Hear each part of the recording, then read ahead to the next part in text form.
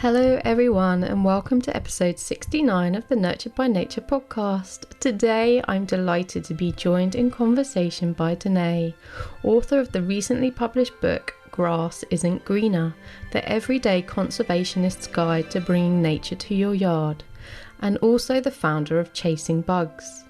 In Danae, I found a kindred spirit, someone who has loved and enjoyed being immersed in nature all of her life, and has been compelled to seek ways to inspire others to overcome climate doomerism and remember to look for the joy, awe and wonder that exists just outside our own back door. Danae reminds us that the small things we do matter. With 40 million acres of lawn in the United States and a higher use of pesticides per acre in domestic settings than agricultural applications, the solution and power to drive a paradigm shift in our relationship and responsibility for nature and biodiversity is truly in our own hands and closer to home than we might have imagined. This is a conversation about taking back our power, in realising that with simple steps and small changes we can create the momentum for effective change, as we remember that we are a part of nature, not apart from it, and that owning land is a privilege that comes with responsibility, to care for more than just ourselves and what we desire.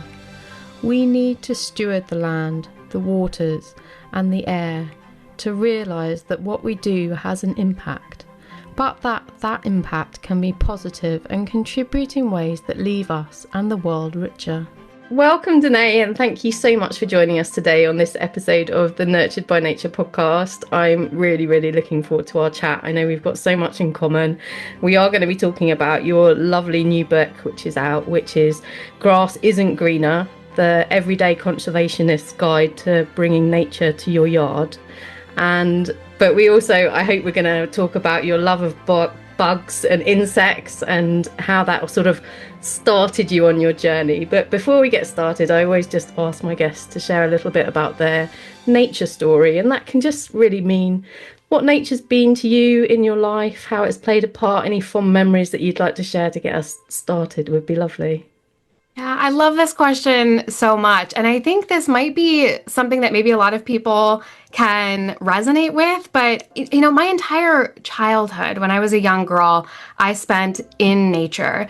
And I remember playing in our, what we called a creek. It was really like the neighbor's ditch, but catching tadpoles there and, catching fireflies in the backyard on summer evenings. My family camped a lot growing up, and I was the little girl who would have like a little palm full of sunflower seeds, and I would be laying, tummy down on the ground in hopes that like a chipmunk would come and eat out of my hand. I would also try to like catch rabbits in the very cartoony way in my backyard with like a cardboard box stuck up on a stick, and I would have a string and a carrot under the box because I loved animals and I wanted to be close to them. But interestingly, I never viewed that local environment as being nature. To me, nature was something that existed in the Amazon rainforest, and it existed in like the African Serengeti. Wildlife to me was elephants and lions and tigers and cheetahs. I loved big cats. It wasn't local ecology. It wasn't backyard bugs. So I didn't really care about nature because I didn't see my own home and community environment as nature. Yeah. And I cared deeply about deforestation of the Amazon, but I couldn't have cared less because I didn't know about pollution happening in our local streams and rivers. And it wasn't really until I got to college and coincidentally, I ended up taking one course called Humans in the Environment. Oh, wow, and it was my first real introduction to learning about local nature and ecology. And more than that, my personal impact and our community impact on that local nature. And things began to click. And like this domino effect, I was like, oh my gosh, I need to care about this. And it was life altering. And now I've spent my entire career focused on conservation and helping people see their connection to not just these beautiful places that, yes, are deserving of our care and attention and protection, like the Amazon, but our backyards are deserving of that same attention and care and protection. And that's what I hope to kind of reiterate for people is the backyard bugs are amazing and we need to look at them more and see them and care for them and appreciate them. Yeah, I love that. I mean, I'm guilty of that myself, having actually basically picked up and moved to South Africa to live in a game reserve and get involved in wildlife conservation at the age of 20. And it was a question of like, and I was a wildlife photographer as well, and it was very much like, you know, that's where the wildlife was. And then I have in over the last 10 years when I've moved back to the UK just been much more sort of like actually trying to really appreciate what's closer to home. And although we don't have any of like, the sort of big animals, oh, your lovely cat is joining us That was perfect for those timing. on Big YouTube. animal. This one enters the screen. You said big cats, you love big cats. But it is important to, I think, help people realize that actually nature is all around us. And actually, I think sometimes people who care about the environment, and like you say, like what's happening in the Amazon, what's happening in distant countries and things, we can feel very powerless about being able to do anything there to really make a difference, because it is at arm's length to us. But in our local environment, we can make a difference. And that's really sort of what your book is all about, is this idea of like the small actions that you can take at home that can actually help move the needle for nature locally and then of course globally, because it does have a global impact. It does. And you're exactly right. I think I work in conservation marketing professionally, my day job, and climate change and loss of biodiversity are marked by messaging around urgency Yeah. and fear Yeah. and huge radical change at the government and the corporate level often. And I think for individuals, and I see this rhetoric playing out, especially in spaces on social media. Like I scroll through TikTok and there's this idea of climate doom. Yeah. And we have a lot of young people in particular who want to do something but don't know what to do, right? We talk a lot about the power of your vote, whether that's your actual vote for certain legislators or politicians, or maybe it's voting with your dollar where we're choosing to spend money. But there's a lot more that we can do as well. You're right when you say that, nature can sometimes feel at arm's length when I'm like, yeah, I want to protect the Amazon, but I'm in a little rural neighborhood in Ohio, right, in the US. Like, what can I do about the Amazon? Well, yes, I can shop differently, but I can still have a climate impact by either starting or even stopping certain practices on the land that I live on. I can steward it very differently. And collectively, if we all begin to think and steward land in this way, we can have a massive impact. I mean, there's over 40 million acres of lawn here in the United States. I Most know of that that is is made just up that's in just a like a shocking residential. statistic. I think like I just want to like dwell on that for a minute, because I read that in your book and I was like 40 million acres of It's the lawn. largest irrigated crop here in this Yeah. country. And people are like, that's huge. I mean, think about like corn and soy. Well, those aren't irrigated crops. So we think about the water resources, the carbon resources that are going into maintaining a non-native monoculture of turf grass that we're then poisoning with chemicals to get rid of anything that could live there, right? Yeah. Any insects, any weeds, anything that we deem undesirable. And then that's running off into waterways. Our lawn mowers and leaf blowers are contributing to carbon emissions. Like it's kind of disgusting when you put it in that context. And this is something that we could just stop doing. Yeah, I think that's really interesting, because I think, a lot of the time as well, not only do we sort of feel like nature's at arm's length, but we also sort of blame things that are at arm's length as well. So it's like, agriculture, for example, gets a really, really bad, reputation about, they're the sort of, if we just, blame the farmers and they've got to fix it, then that will solve all of the problems. And there are some really shocking statistics about like the use of like pesticides in particular. Is it's actually, there's a greater use of pesticides in domestic yards, garden spaces, than there is in the combined agricultural use. And that's when you have to sort of sit back and go, well, hang on a minute, actually, I don't need to blame the farmers and have them fix it. I can start doing things that are closer to home, talking to my community, encouraging like this change of perception. I think is actually what it comes down to, isn't it? Is actually realizing that the problem is closer to home as well, and therefore the solution can be closer to home. Exactly. It's very easy to pass blame, and I do see that happening a lot. In fact, I spent a good portion of my career working in agriculture. I worked for our local extension organization, and farmers do get a lot of the blame. That's not to say that like we should take the entire blame off, and there are certain things that we can change in the agricultural realm, but Yeah. part of that is consumer based too, right? Like here in the US, we eat a lot of meat, right? We have very meat heavy diets. And if we change our consumer practices, then we can help to change some of these bigger things too. But yes, that statistic of we apply more pesticides per acre or per hectare to our home landscapes than farmers apply to their fields. And farmers are basically supplying food for a growing global population, and we're growing pretty plants that we like to look at Yeah. that are providing very little ecological value, right? Like you can't look at those two things as being equal. They're not. So thinking about that empowerment, where can I as an individual make change in support of the planet is really big.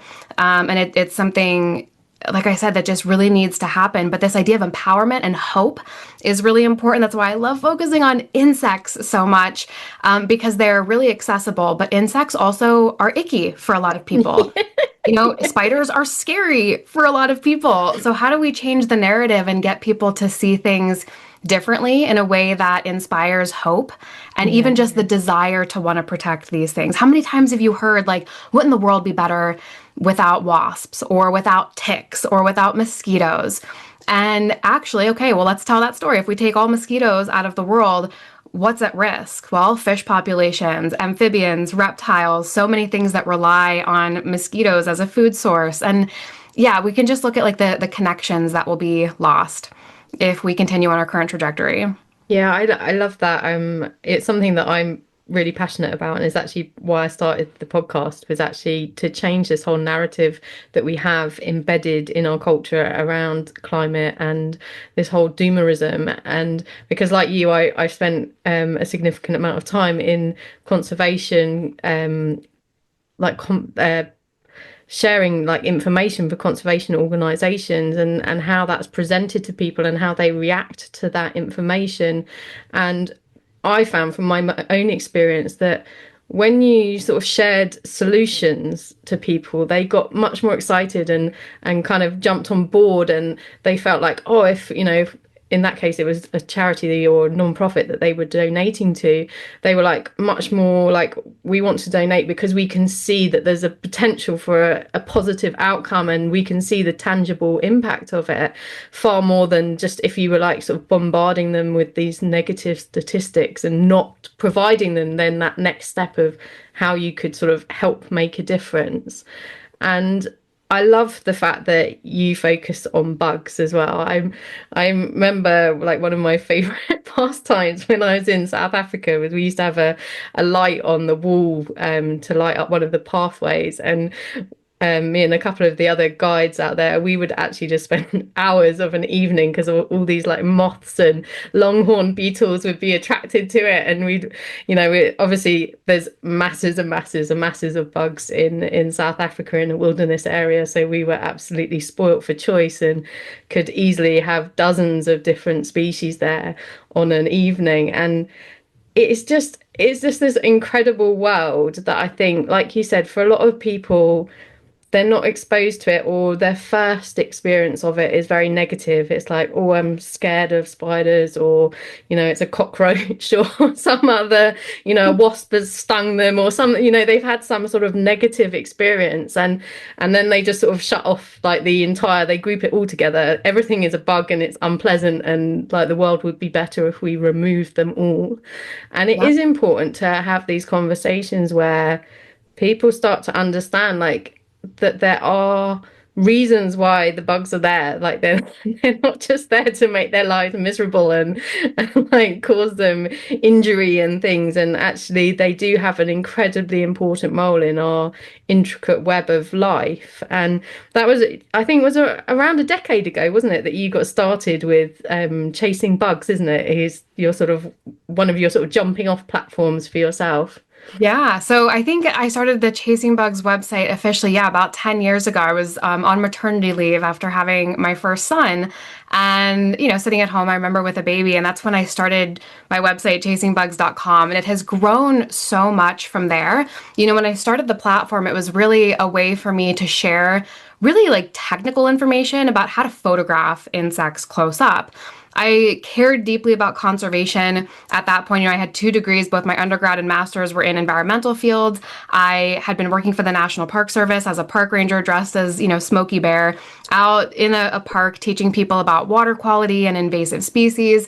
But I think, internalized a lot of that Yeah. through the work that I was doing with photography. And I think the launch of Chasing Bugs was sort of this kickstart of combining my love of insect photography for these conservation messages and storytelling. And that's when things for me really started to take off. You kind of said insects, they get a bad rap, right? Some of it's really based on, oh, I had a bad experience, I got stung, or I saw my parents, my mother, my grandmother, my family running or screaming, or teachers or, kids at school. And that taught me to run and scream away from insects because they must be harmful or scary or dangerous. But then it's reinforced in media, right? How often do we see insects or spiders as the heroes in children's movies or books? Sometimes we do. There's a couple of examples where that happens, but more often than not, they're villains and they're And yeah, and they're in vilified. horror movies and things, aren't they? And then even media attention, I think about some of the recent headlines. So we have a big cicada emergence, a 17-year cycle cicada emergence happening here in the eastern United States. And it's literally happening in real time right now. And some of the headlines say things like cicada invasion, Yeah. right? The language that we use, it's like it implies that it's unnatural, that they're invading, that we need to be scared. That matters. The language that we use to describe some of these things is really important. And if you look at insects in headlines, it's usually marked by very scary, almost like militaristic Yeah. language. So we need to change that. Now, when we see the other sort of end of the spectrum, the opposite narrative, bugs as good, we tend to only see that around what I like to call the poster children of the bug world. And here in the US, that's the monarch butterfly, right? Yeah. Everybody loves the monarch, and we should. The monarch's wonderful. We know that, there's been huge studies on their population, and we know that they're in decline. Telling people go out and plant milkweed is a very tangible, easy action that we can take. So we can kind of connect the dots.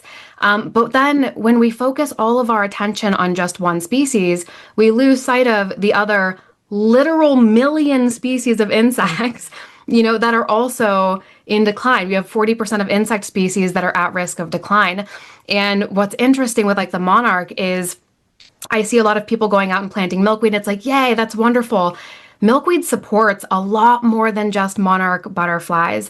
We also have a number of like native beetles and different insects that rely on that as a host plant. And yet you can Google search milkweed pests and you see article after article after article of people saying, how do I get rid of these Oh, other insects on my milkweed? Insects that are native yeah. because they didn't plant the milkweed for the milkweed bugs or the milkweed beetles. They planted it for the monarchs. And now they're like, well, selfishly, they only want to see monarch caterpillars on these Yeah. plants.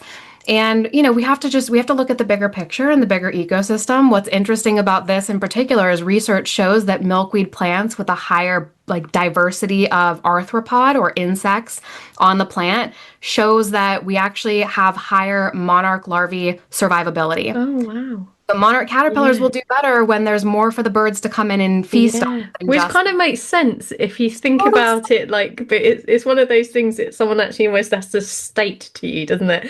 And then you're like, oh yeah, well, obviously, like if they're not Let the the other only bugs caterpillar. be there too. Like it's biodiversity and it's needed and every little thing plays their own role. Even the things that we think of as the bad bugs, the mosquitoes and the wasps and the other creatures that are often vilified. We need them all. Yeah, I think it's I'm in quite a few gardening groups and I love gardening and I think it's a really powerful I guess tool really in our toolbox for helping with like the biodiversity crisis and climate change and it just requires like this complete mindset shift from what we've kind of been indoctrinated into, and like appreciating the bugs, I think, is so important. I mean, there was a post I was reading the other day that was like, someone was like, oh, I've got lots of aphids on my, and green fly, black fly on my roses, like I'm trying to have a nature friendly garden, but like what can I do? And and even in some of like these designated wildlife communities, like some of the solutions are anything but insect friendly. And I mean, I personally sort of said to the person, I was like, well, what can you do to support the plant so it's able to still continue to thrive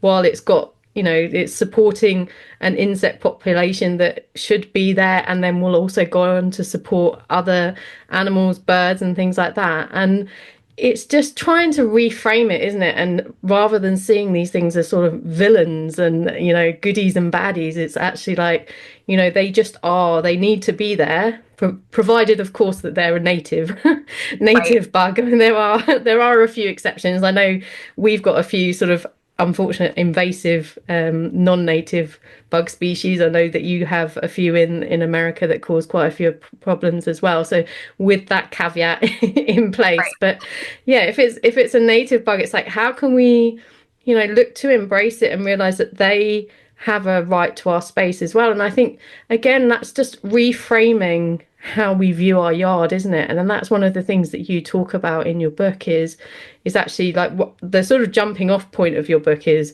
taking stock of your landscape. And I love that, because it's quite a simple step, but probably is really overlooked by most people, because they're like, oh, I have to go and plant natives. I think that's a message that has come through quite a lot. But actually, it's like, before you get to that point, like, start where you are. And do you want to just share a little bit about how, people might sort of start to look at their yard or their garden just a little bit differently from perhaps how we've been taught? Yeah, I think that first of all, again, going back to the language that we use, we talk about landscape management. I like to reframe this as landscape stewardship, and that's important because it's really asking ourselves what can the land naturally support? What was here before it was a suburban development or an urban development or a farm? That can sort of be a marker of where to start. It's like the foundation. So the first chapter of the book is called Understand Your Land. And I kind of waffled back and forth. Do I want to get this basic? Most gardeners probably already have this understanding. Are they going to think that this is like too basic for them? And I said, I need to include it, because we tend to try to bend the land to our will as humans, right? We want to plant this beautiful ornamental, and we'll plant it even though the site might not be right. So what that means is we're going to be using more water or fertilizer or pesticide to keep this thing alive in a place where it just probably shouldn't naturally grow. So taking stock of your land, means looking at your areas of sun and shade and moisture levels and your climate and topography, your soil. You talk about things like aphids on plants, and people start to freak out. Most plants have evolved to withstand a certain threshold of feeding from what we as humans considered pests, right? But they're just things that exist in the environment. Healthy plants should be able to withstand that certain threshold. The problem is we're planting plants in the wrong places, so they're not healthy. We're planting them in poor soil because we've damaged the land. So the plants don't have the best environment to grow. So when a insect does come in and begin feeding on it, the plants are going to be at increased risk, right? They're vulnerable already because they're not healthy to begin with. So that's when we start to see our plants are in decline. Ideally, the soil is going to be healthy. We've planted things in the right place. The plants are healthy. They can withstand feeding. And then we're creating that balance of predator-prey relationships. So sure, you see some aphids on your plants. Guess what? Hopefully, you're going to also see some lady beetles come in, or other predatory insects that can feed on and create a balance there before it gets out of hand. But understanding your landscape is key. And then from there, you can sort of, move on to identify, okay, what plants do I need to put back on the land?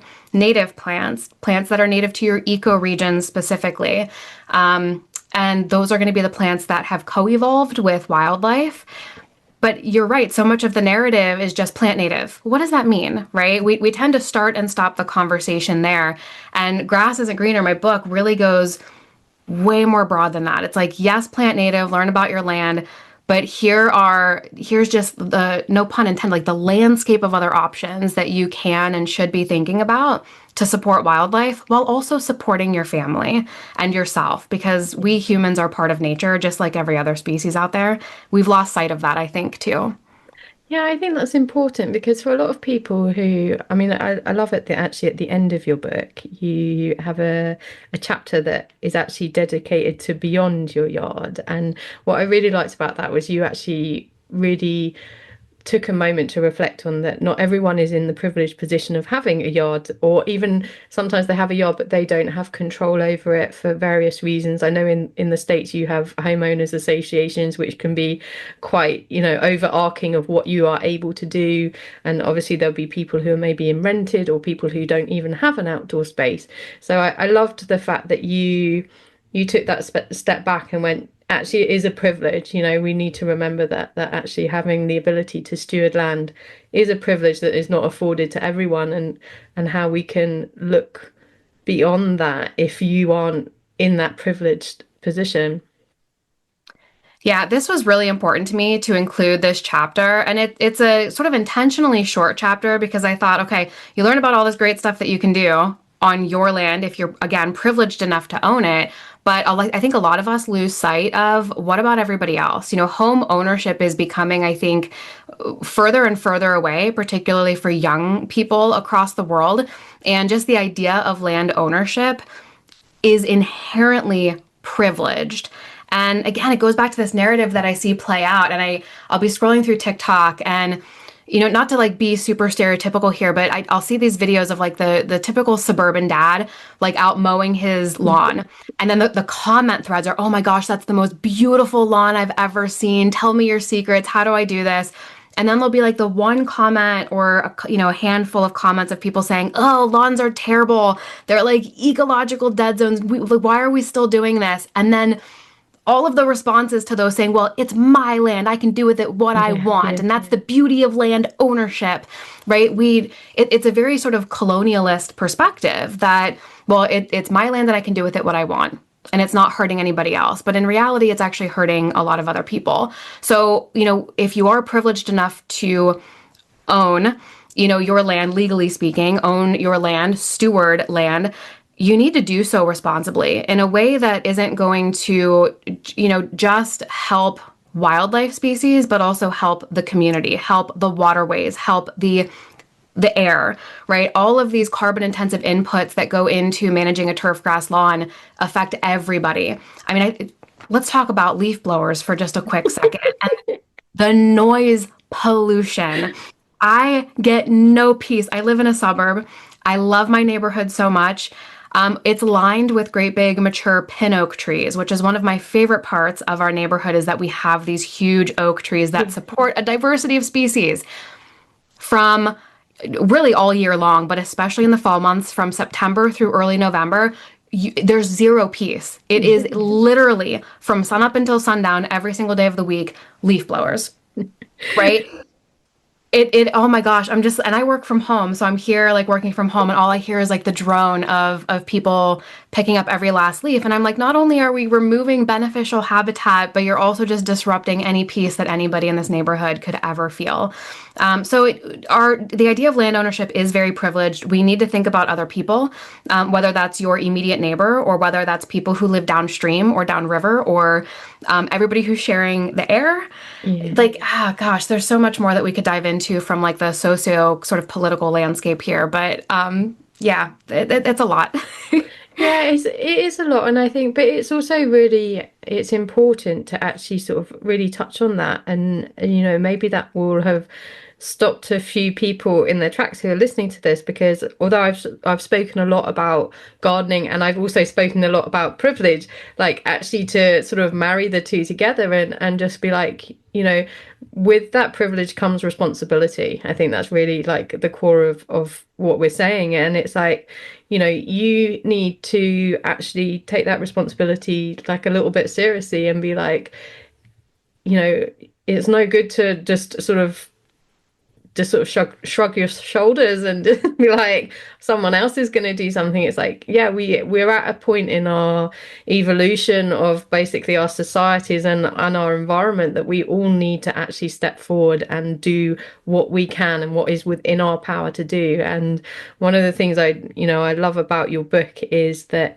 it is broken down into these really like easy to digest actionable steps, and you have, each chapter sort of focuses on a different area, and some of them like really made me stop and think, and I thought, oh, actually it's really nice to see you talking about that. And like one of the things you talk about is water, and you sort of mentioned it a little bit indirectly in several of your comments so far. We're actually experiencing quite a drought over here in the UK at the moment. We're sort of middle of May, and we've had very, very little rainfall since the end of February in the region that I'm in. And, we're sort of, although on the surface, some of the rainfall charts don't really tell that picture, because when we've had rain, it's been really heavy. So like we had a really heavy downpour like in late March, which meant like we kind of had our month's worth of average rainfall, but it fell in like, sort of 48 hours rather than spread out nicely across the month. And we're looking at sort of our, the hay fields that should be growing should be really tall. The grass sward is very stunted.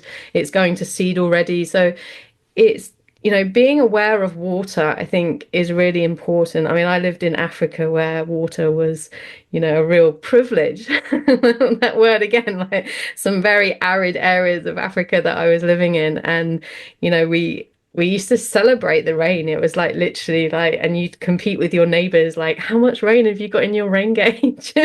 Because it was such an important resource, and you were so acutely aware of it and how it was used. And just, I guess you just sort of honored and respected it. And I think, generally in the UK, we have a lot of rainfall. So we can be a little bit more negligent with our water uses, and it's only when we have like these periods of drought where we're like, oh, actually, hang on.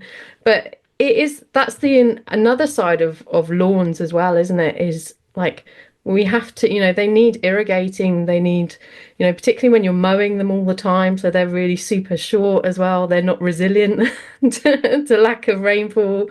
And being aware of water is really important.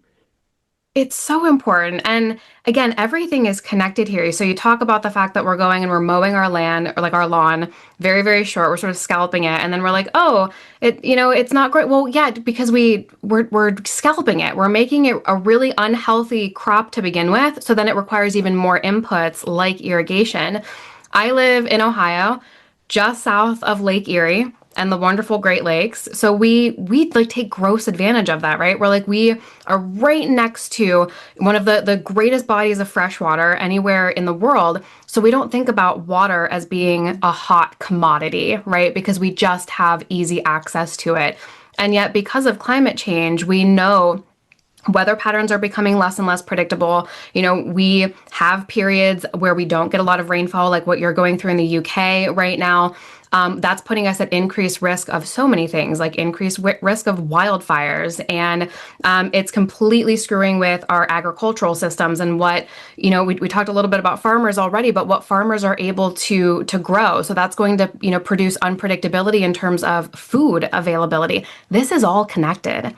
And the fact that we are selfishly irrigating non-native monocultures of grass in our landscapes, particularly in arid regions. We're not talking about regions like where I live in the Midwest that get a lot of rainfall naturally, but even in areas like, the southwestern US. I think about the city of Las Vegas, for example, and how much, we have these beautiful fountains and, lawns and like all this stuff. And you just have to take a step back and ask why. Like the convenience of like water availability has really allowed us to be you said negligent, has allowed us to be entirely negligent with how we use these resources because we view them as, they're just renewable. Think about how much money and resources just goes into cleaning water to make it healthy for us to drink. And we know that many communities don't have access to clean drinking water.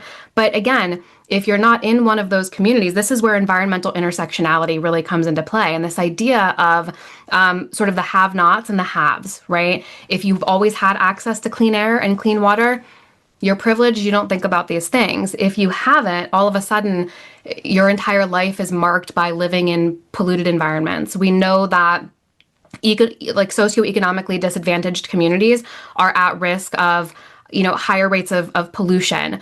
They're often in areas that have been deforested and don't have a lot of like tree canopy coverage. So they're in heat island, which requires more energy to keep those cities cooler during periods of really heavy like heat, for example. And they're going to be at increased risk of things like blackouts and brownouts. And these are already vulnerable communities that are now, like, we've created this sort of positive feedback loop of making the already vulnerable even more vulnerable. But for those of us who have grown up and always lived in very privileged communities, out of sight, out of mind, right? I'm in my little suburban neighborhood. I have tree cover. I have AC and heat in the winter, and I'm comfy, and that's all that matters. And I'm going to irrigate my lawn and blow the leaves and pollute the air, and I don't care about anybody else because it's my land. Like, this narrative needs to change. Like, we are all sharing the planet together. And, we always talk about things like there is no planet B. That's become so cliche, but oh my gosh, like, if we could just like internalize that message and realize that everything that we are doing in terms of how we're like managing our own backyards impacts us and our children and our pets. I think about like the application of pesticides and all the signs that are like, please don't walk your dog on our grass because we just applied poison all over it.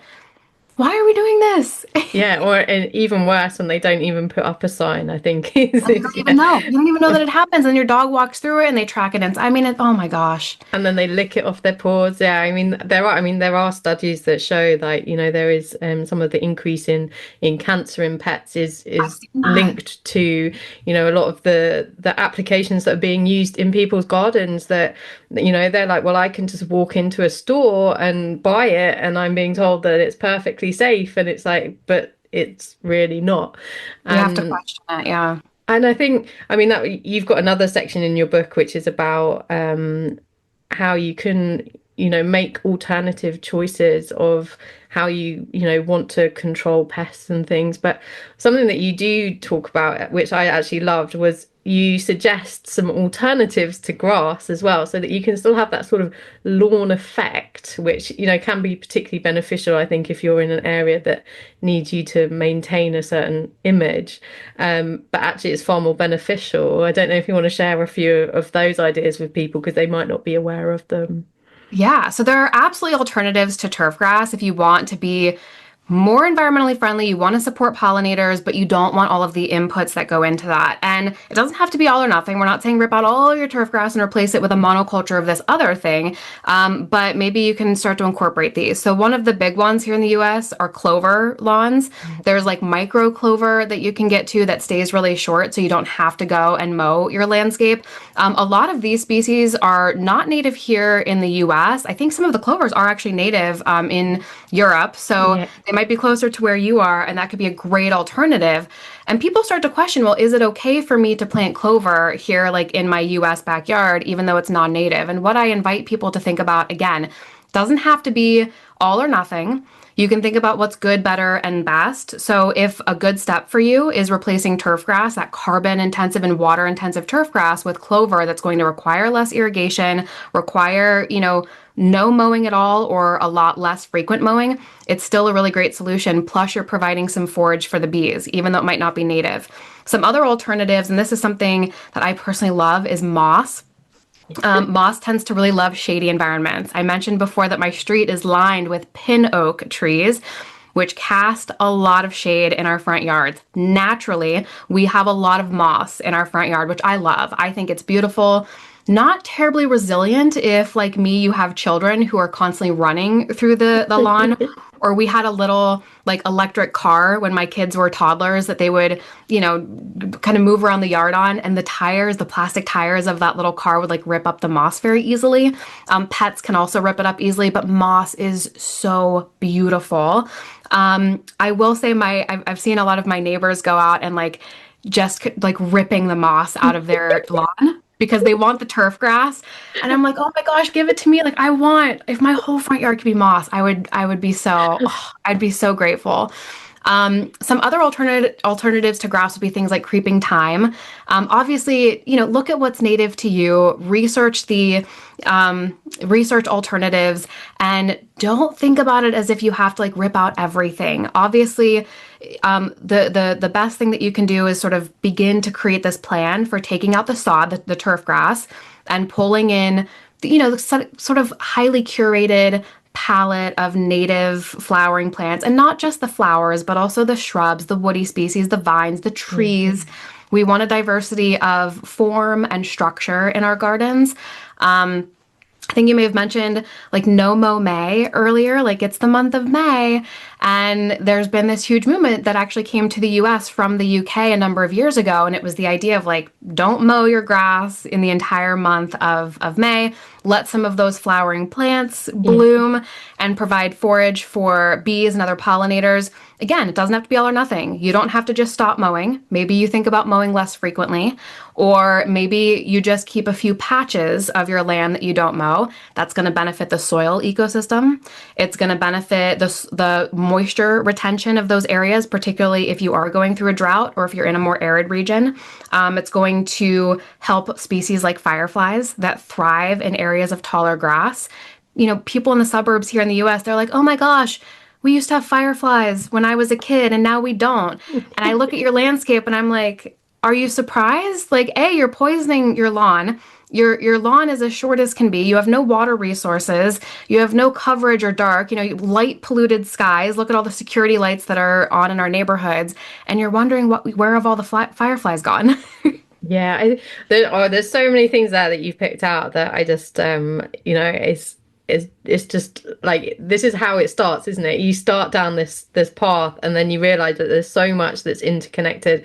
You mentioned there right at the end, light pollution. And again, that's something that, we can quite simply do things about, thinking about how we're lighting our space and how that's impacting others. I mean, does have a particularly negative impact on a lot of insect species, so it's very relevant for you, but also it can impact migrating birds and things like that as well. So it is very important, particularly in, I think, urban areas where you do get that, everyone together, you suddenly get a huge intensity of it.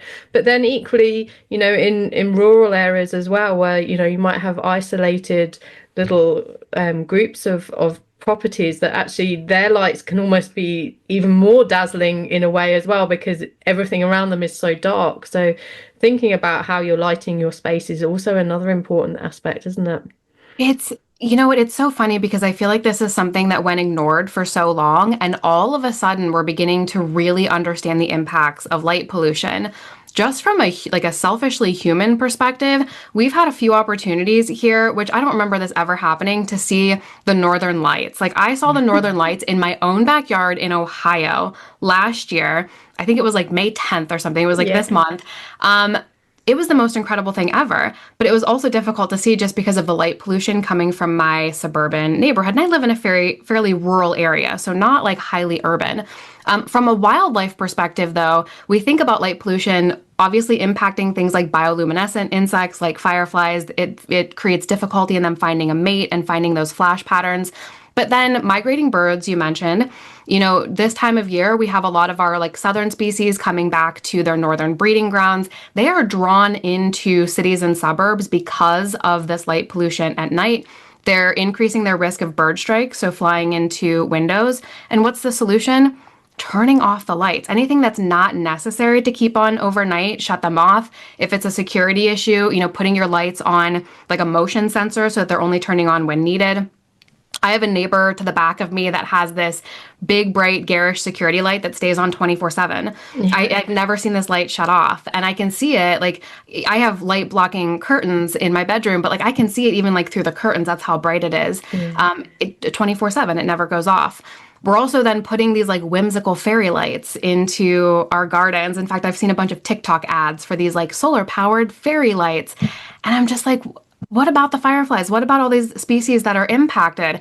Thankfully, I'm seeing more and more people comment on things like that. saying, hey, maybe don't put these in. Like, yes, it's whimsical for us, but it's not needed. But beyond just the world of insects, light pollution is impacting things like survivability of sea turtles, particularly on coastal areas where we have beaches, where we've developed the heck out of these areas. And when sea turtles hatch, these hatchlings are drawn inward to sort of the developments on beaches as opposed to, trying to follow kind of the moonlight and go out into the To the ocean. sea, yeah. I mean, it's impacting us in so many ways. Yeah, and I think there's so many ways that we haven't even come to understand it's impacting us as well, isn't there? I think that's Oh, the absolutely. other side of it is, particularly like your focus on insects and, there's we don't really even understand. I mean, I used to like in Africa, there's like amazing, huge animals like giraffe, for example, that only up until the last sort of decade has actually, there'd been a concerted effort to like research them, and the amount of information on them is still very limited. And it's like, these are huge, one of the most iconic animals in the world, and we still don't understand a huge amount about them. And then it's like, there isn't the information and research for even us to understand what the impact has been, because we don't have that base level knowledge from the past. But what we do know is that it does have an impact. So anything that we can do to just, turn it down and reduce it is, just taking that extra step in the right direction. It's like, I mean, we have fairly light evenings through the summer. We're in the northern hemisphere, so we have that, we do have that beautiful like benefit at this time of year. And it's sort of like, getting back into that natural rhythm of nature of like, in the summer you can enjoy the natural light and you don't need to necessarily have artificial light. And then in the winter, find a way to kind of embrace the darkness as well, and Yes, I yeah, love that. kind of get more in tune with nature and appreciate the awe and wonder, because I think that's a big thing for you, isn't it? Is just, bringing joy to it. And I mean, I know that like a lot of the things we've discussed have perhaps been a bit heavy and things, but your garden is a space for relaxing. It's, for a lot of people it's a sanctuary, and I think it's finding the balance with that, isn't it? Of, we don't want you to like step outside your door and be like, oh my God, I'm doing everything wrong and like I'm failing the world. Right, right. Like it's about like, taking it gently, being gentle with yourself as well, and doing like a little bit, that you've mentioned no mow May. That's great in many ways because it gets you thinking, it's raising awareness. I think there was another charity that then like has tagged on to the end of that called Let It Bloom June, which is basically to kind of address the fact that like, you give like the insects like this sort of month of May, and then you're like, oh, right back And then you go and mow it all down. You're like, sorry, it's over. Done my part. yeah, and I think it's finding ways to work with your space. I had a lovely conversation with another author, Christopher, towards the early part of this year, and he lives in a fully urban environment, and he built a house on a derelict site that had been like an industrial site with an oil pipeline in it. And he was like, he wanted to create a space that he could coexist with nature, that served him and what he needed, but also served nature and helped nature to thrive alongside him. And, he embraced like the birds, but also the insects and the snakes and the lizards, and had like a living roof and things. And, perhaps he's to the extreme, but it's, looking at our space and realizing that it's not just ours. It's a space that we can share, and you can get joy from that. I mean, we've got lovely birds in our garden, and you go out and there's my partner has answered a few business calls in the garden over the last few days, and actually people on the other end of the phone have been like, "Where are you? I can hear all the birds singing. Like that's like, where are you?" And Isn't he's like, that "I'm just in wonderful? my garden," and yeah, it's we have got a little bit of an island. We're in a rural area surrounded by intensive agriculture, and some neighbors who aren't as excited about about nature as I am. But like, you can create these little sort of havens and then they do spill out as well and it can just bring you joy as well. But just to be gentle and start taking steps and do little things and not feel like, you step outside your door and feel like a big failure because you haven't like ripped out all your lawn and got just native plants and Yeah. everything else. It can feel overwhelming. And we moved into the home that we live in now about 9 years ago. And, we had lived 6 years in our previous home. I learned a lot. It was like a tenth of an acre, and then we moved to about a half an acre. So, it's not like hundreds of acres of forest. Half an acre can seem relatively small for some people. For us, it was like, oh my gosh, we have like all this land now. Like, how are we going to transform it? It felt very overwhelming. And I felt this sense of paralysis almost immediately. Like, I want to transform it overnight, in part because I'm worried about what the neighbors are going to feel. This can kind of be a messier process, and I don't want the neighbors to like be mad at us, because maybe I just care a little bit too deeply about what the neighbors think. Um, so I was very impatient, and that led to almost a sense of paralysis of, well, if I can't do it all overnight, then I'm not going to do anything at all. And then finally, we were just like, we got to start somewhere. And we started with literally a 10 by 10 plot of turf grass that we removed and replaced with native plants. And that has turned into now, several garden spaces that are hundreds and hundreds of square feet. We've installed about 500 to 600 native plants in one bed in the front and like the small strip of sunlight that gets just enough sun between the shade of the oak trees. But, you mentioned something that's really important to me, and it's this idea that we, as humans, are part of nature. We've kind of rendered ourselves distinctly separate from it. And what I like to say is we think of ourselves as being apart from, like we've rendered ourselves apart from nature. We need to consider ourselves to be a part of it. And we're a species just like anything else. The land that we live on can absolutely support a diversity of wildlife while also supporting our needs, both on a physical level by way of maybe producing food. I have a whole chapter in the book about like having a food garden and how that can help reduce waste and, composting and how that can contribute to things like soil health. These things are not mutually exclusive. It's not supporting me or supporting wildlife. It's supporting us collectively.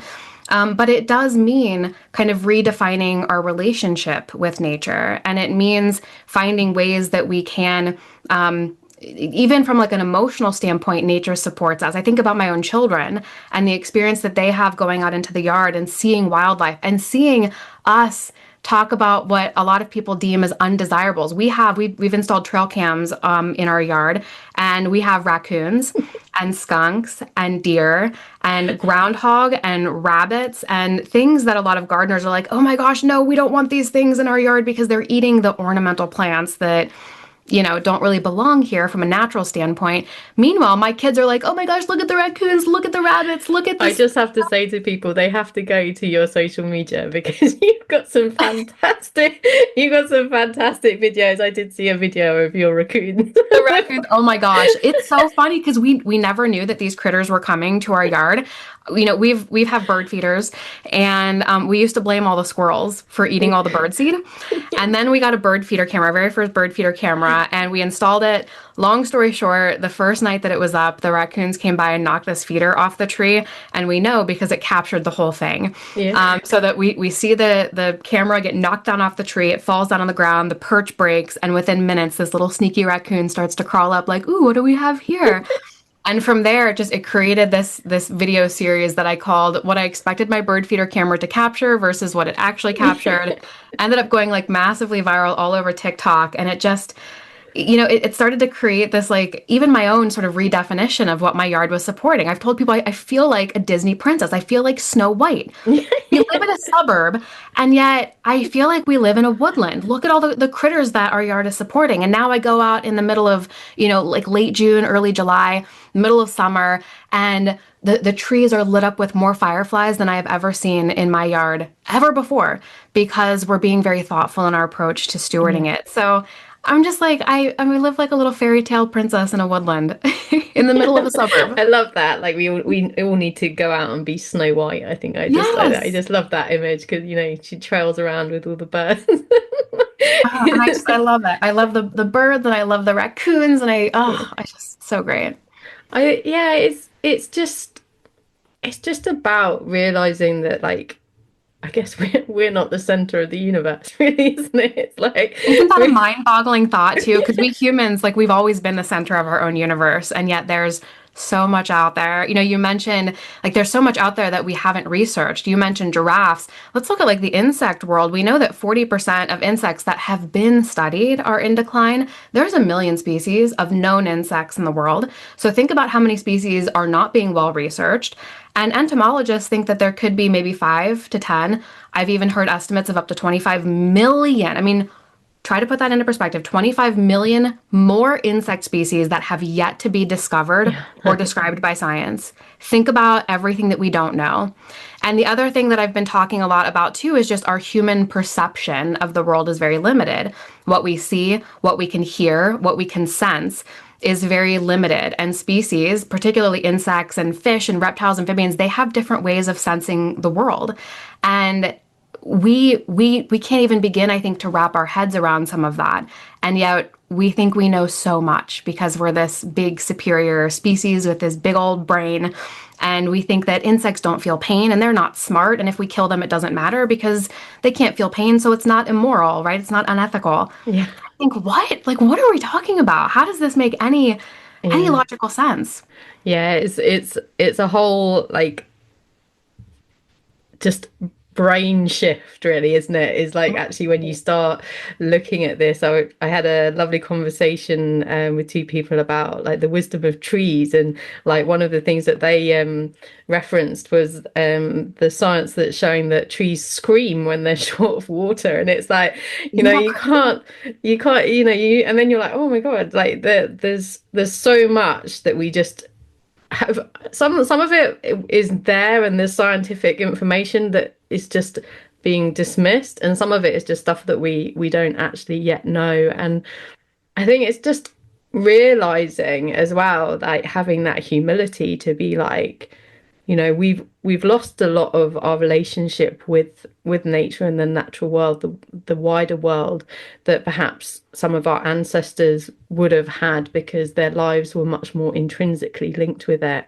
And you know, we are refinding our way back to it, and just realizing that our impact can be far greater than we realize, and actually just having this little bit of a conversation with ourselves of, you know, it's we need to look at the greater whole and the greater good, and just be thinking beyond ourselves, and sort of trying to benefit as much as we can, and trying to make the choices with the information we have now. Unfortunately, we are getting amazing information coming through. There's incredible people like you in the world who are helping to almost translate, I think, some of the scientific information to sort of lay people, so it's much more easy to digest and understand.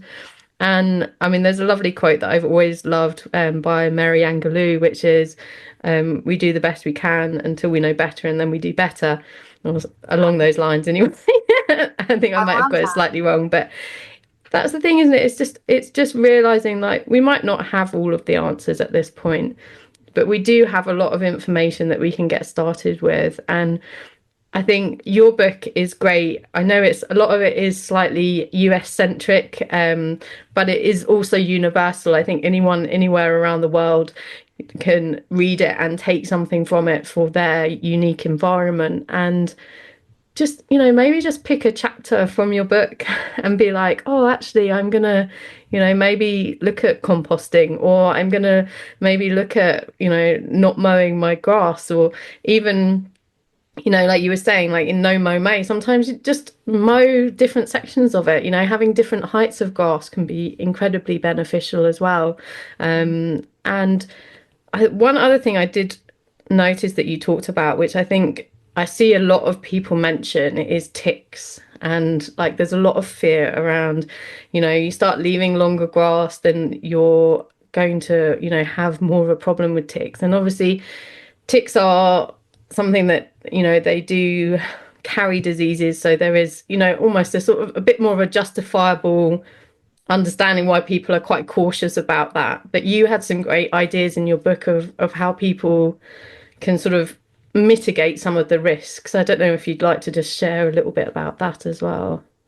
Ticks are definitely of increasing concern, and especially I think with climate change, we're starting to see some shifts in their like population and where they're coming into, at least here in the US. So, and you mentioned the vector disease. So obviously concern, and this is one question that I get a lot from people is, am I going to bring ticks into the landscape if I leave the leaves or if I let the grasses grow a little bit taller?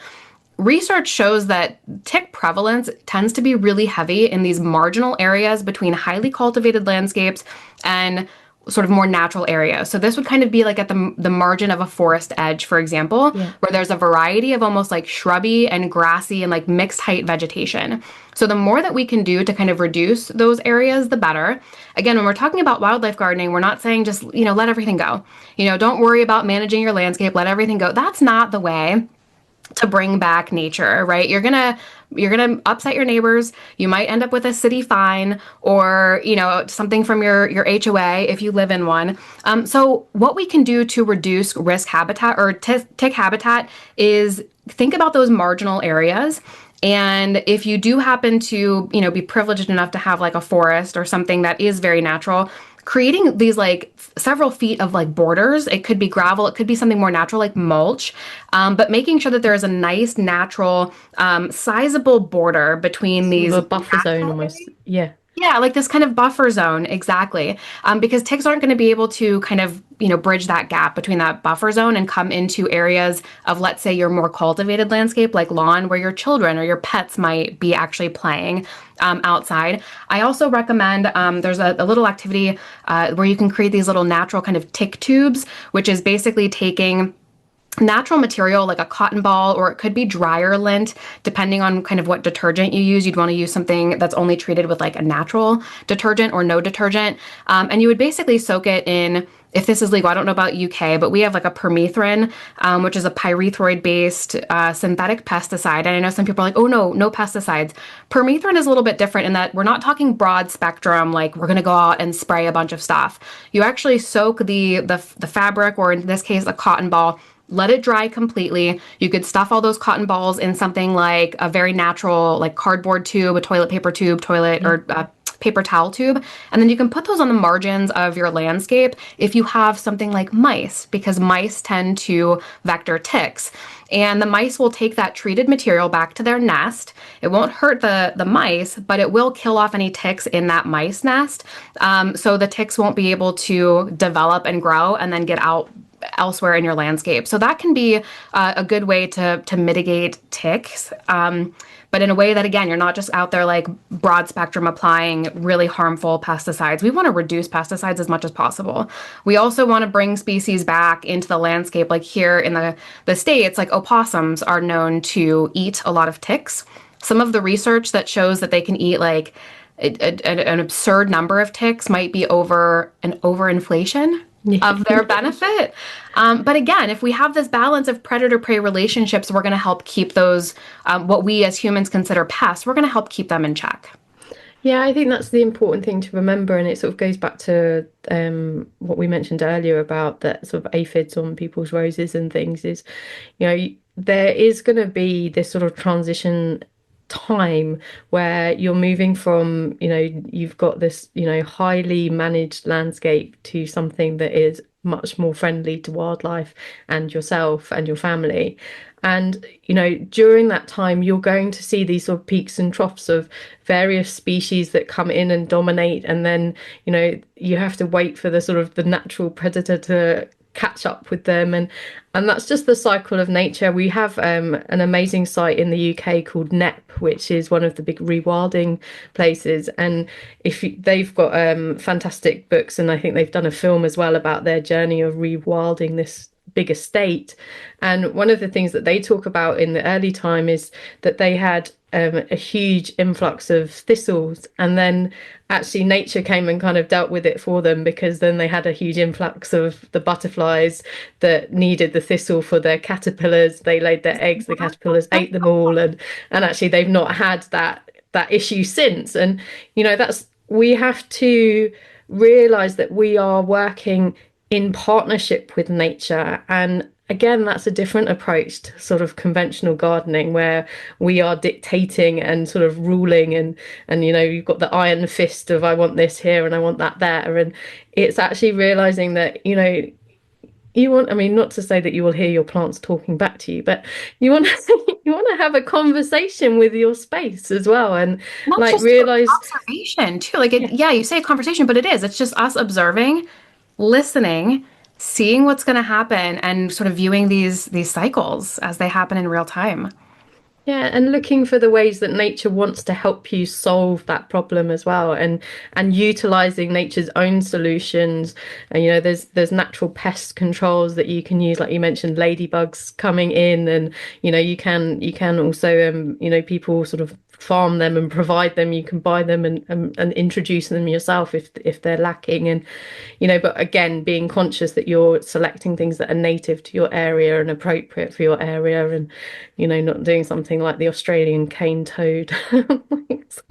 Right. And we do invite a lot of invasive and non-native species in here in the US. We talk about that natural or biological pest control and inviting those predatory insects, but usually what is being sold are things like the multicolored Asian lady beetle, which is a Yeah. non-native ladybug here. And it's out competing a lot of our native species. And then the Chinese mantid too. So it's like, ooh, natural pest control. This is super great and super natural. And then actually what we're doing is inviting more harmful species into our landscape, but it's being marketed as something that's really good. So we have Yeah. to do our research and really be careful and then call out the companies who have these sort of predatory marketing or products that they're selling too. Yeah, we want to create that natural balance, but again, do so naturally and not necessarily, buy stuff and introduce more problematic species into our landscapes. Oh, well, it's been so amazing talking to you. I feel like we could probably talk for hours and hours and hours Yes. and still have far more to say. But I probably feel like we probably have to wrap up for this episode. But if there is anything that you would just like to share with people, I'm going to have, for people who want to go out and grab your book, I'm going to have links to that. I've mentioned your social media a few times, that it's a great place to go and have an explore as well, and enjoy, because very much like myself, you have this overarching desire to just encourage people to feel awe and wonder and hope and empower them. And I think that's really important. So I would highly recommend people who want to connect with you to go and check that out. But is there anything you'd just like to, any wisdom you'd like to share that you don't feel like we've got to, or anything you'd just like to share to leave with people today? I could say so much. I think I just want to harken back to something that we've said again and again, and that is find joy, find awe, find wonder.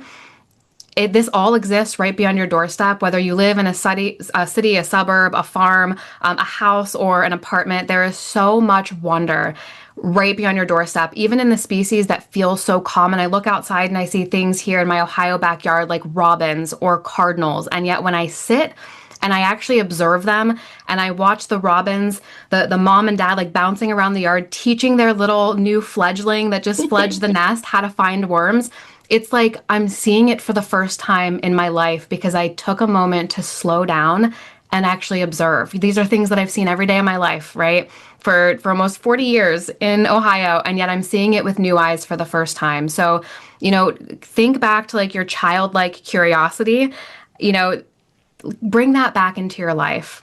Magic exists all around us. Go out and be deliberate in finding it and finding joy and awe in that. And hopefully that will help spark for you this empowerment and this desire to think differently about how we steward our landscapes. Yeah, I love that. I think it's so easy in our lives to get sort of stuck in a rut and not see what's right in front of our faces, and actually, just to take that time to just step outside, which is why I mentioned the first chapter of your book, because it's kind of encouraging people to like look at the familiar, but in a way that you're seeing it for the first time. And I think that's how we all need to almost start to approach nature again, is just to be like, we've got to set aside all our preconceptions of what we've been taught and what we think things are, and actually just go out and see it for the first time, have that childlike wonder. And you know, your passion for bugs, and hopefully we've inspired a few people through this to start looking at insects and bugs differently, because they're something that is accessible to everyone. And it's, you know, I love that it's a kind of gateway species that you can, or multiple species I should say, that like you can just, you know, you can just go and see, and you're like, you know, it's exciting and it's amazing, and you can just suddenly see like there's this huge diversity of life that is literally at your doorstep. And yeah, well, I would highly recommend your book. I think it's fantastic. It's a great guide. It's very easy to digest. It's full of wonderful ideas,